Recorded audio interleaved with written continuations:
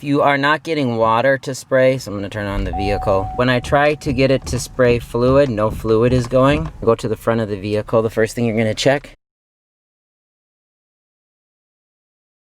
your fuse and relay box. This is just to the right when you're looking at the vehicle. We're going to take the cover off.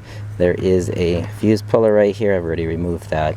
And we're just going to come here. So spot 56 for the front washer. So we're going to pull that up.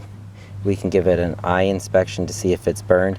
We should also put this up to a multimeter or voltmeter just to see if it has continuity. So we'll test this. So now the best way to check this is we take our multimeter, we're going to set it to 200, and then we're just going to take our probes and we're going to touch each side, and we're going to get a reading of around 1. And we just want to make sure we have continuity. This is a working fuse.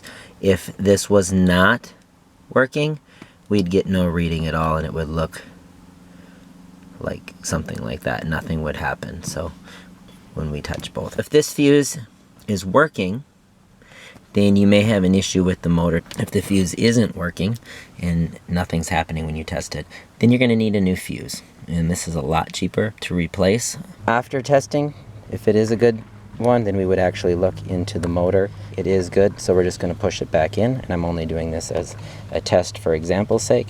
So if that is bad, you can just switch that up and we can test our vehicle. After the cover's been secured, we'll get back in, start your vehicle. Wipers are still working, and then we're just going to pull back, and we do have water squirting. So if you're having an issue, it is fuse 56. It's a 15 amp fuse. Hopefully this helps. Thanks for watching, and as always, please like and subscribe.